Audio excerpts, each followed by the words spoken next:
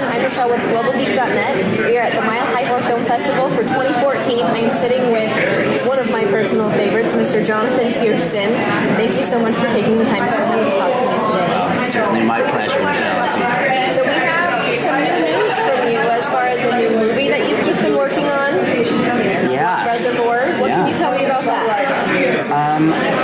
It's a project that the director, producer Mark Del Negro found me because he was going through people's IMDb profiles, and I had my sizzle reel, I guess, up there, and he had no idea what I had been in previous to that, but he saw some of the scenes from The Perfect House and said, wow, that guy's a really good actor. And then he Googled me and he said, wait a minute. He said, he's that guy from Sleepaway Camp. And so he hired me for that, and from that moment I called up Felissa Rose to be in it as well. And then she ended up getting in touch with Frank Sorrentino, Maximo Sorrentino from the Sorrentinos, who's The Situation's older brother, and they have their own reality show. And he,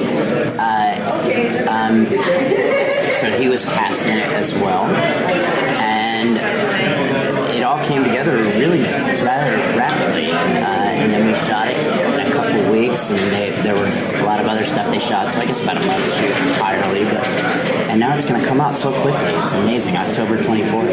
And where will people be able to watch it? Well, initially it's going to be at the what's it called now? I'm trying to remember. It's in Arizona. Hot Springs. The film festival. Yeah, the Hot Springs Film Festival is where they're going to debut it. That Tamara Glenn hosts. And then we've had several distribution companies sort of bidding, including Shoreline, Cut, and a number of others, Wild Eye. And so we've talked to Radar. We don't know, but it's certainly going to get a release. There's going to be some kind of small theatrical release through Sony, and then I don't know what's going to happen with regard to Blu-ray and all that stuff soon. So he saw your reel on IMDb, saw some John Dozy scenes. Is there a parallel between John Dozy from The Perfect House and your character in Blood Reservoir? Well, I think, there is, and I think he thought it was probably a little more of a parallel than I did with regard to the script. Because we actually had a little disagreement on set. I said, my character's a good guy. And he said, I don't think so. I said, oh, yes. I said, his intentions are good. He's creepy. But he's, and it was really nice to be able to play that because it was a little bit different than the Dozy character. Yeah, I was going to say, if you're saying John Dozy on that set is a good guy. No, it was a bit of a spin, and so I was, and that helped me to know what my character's motivation was he was trying to help these young kids to not die and be tortured. And this startlingly beautiful cast of actors, both male and female, John Thomas and Hannah Landberg, Andy Balzer, Jessica Mazo. Just, it's like the most remarkably good-looking cast I've ever seen in my life. And but they're also extremely talented, and I'm really excited for it. I got to do a song for the soundtrack, so. And you also have a new album coming out that you're working on. Yep. The album's done. I got to finish the artwork. So that's what I'm waiting on. Yeah, it's really it's exciting to be able to work on both things at the same time. Music's always first for me. But when I'm doing something, whether it's acting or producing or whatever it is, parenting, I go at it with a tremendous fervor because I don't know any other way to do it. You are a very passionate person. I don't have like those gears between 1 and 5. I don't know what they are. You have 1 and you have 5. How long have you been working on your new album for? About a year now. I've been working with my great friend Mitch Desduarte, who plays with Wendy Wu's band, and we started this project about a year ago. We had seen each other in about 3 years. And we rekindled our friendship and just started writing songs together, and we wanted to sort of do a Blue-Eyed Soul album that had the elements of acoustic music mixed with sort of electronica, and it really came out very well. I'd never done anything like it, so I'm really excited for what people's reactions will be, because it is definitely a departure from my sort of roots rock normal stuff. And your music right now is on iTunes. It is. There's a ton of it. Yeah, probably, I don't know, 60 songs, something like that. A lot on iTunes, yeah. And the new album will obviously be released to that as well, and Spotify, and Pandora, iHeart. They've done some of my songs already nationally. I'm Alone is on iHeart. And then, of course, all the NPR stations, which is the one that's like, I'm like, yay, I'm on NPR. The first time I heard you on NPR, it was a moment.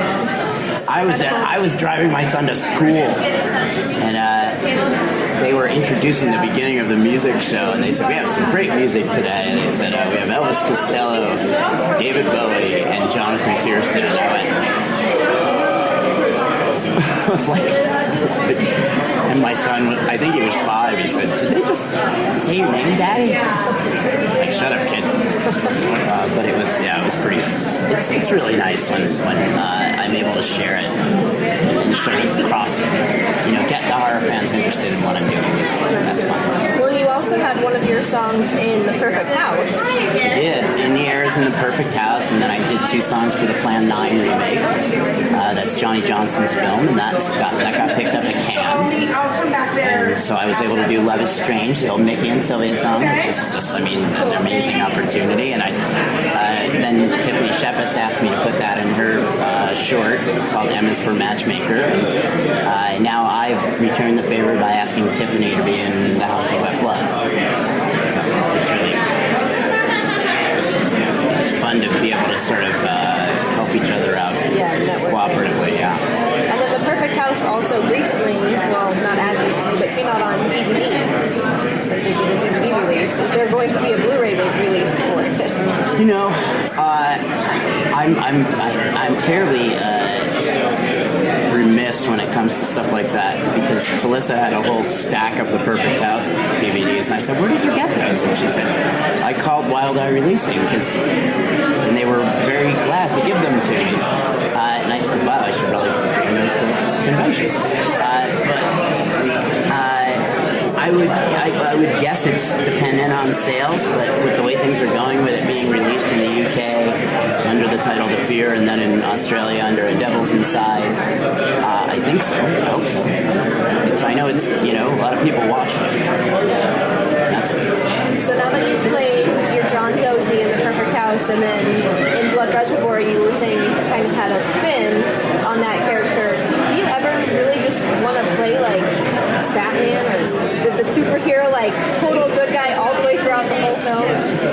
Is that a character you want to play? Or no, I don't. I really don't. I don't know that I want to play. Because I think even good guys, if the character is interesting, have terrible flaws. And if you don't have a terrible flaw, you really have nothing to play off of. So I don't know what a good guy per se really is. I think of Mel Gibson in the original Lethal Weapon. There was some messed up stuff. He does put a gun to his head. I don't think I want to play what anybody would consider to be a strict good guy. I always laugh though when people say, do you just want to play villains? I'm like, no, I just want to play interesting. I don't care if it's a villain or a hero. It's there's a very fine line between these things. It's extraordinary. With your John Dozy role, we talked about how you kind of had to pull yourself back in and reel in and just find like the natural primal urges of humanity. How did you prepare for your role in Blood Reservoir?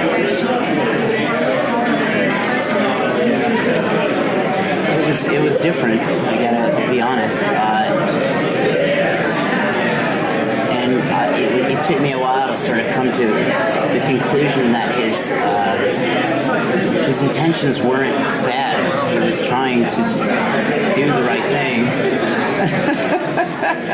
Tony Todd making fun of me while I'm doing the interview. Tony Todd. God, I love it. Making fun of I've had enough out of you, buddy.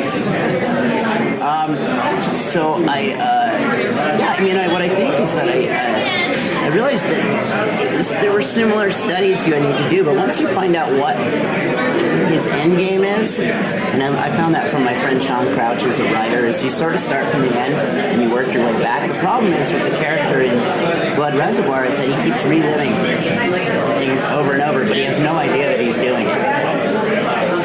And he's trying to right a wrong. And he's unsuccessful over, it's almost like a Groundhog Day scenario. But once you know what he's trying to accomplish, then the character stuff comes, a little more easily.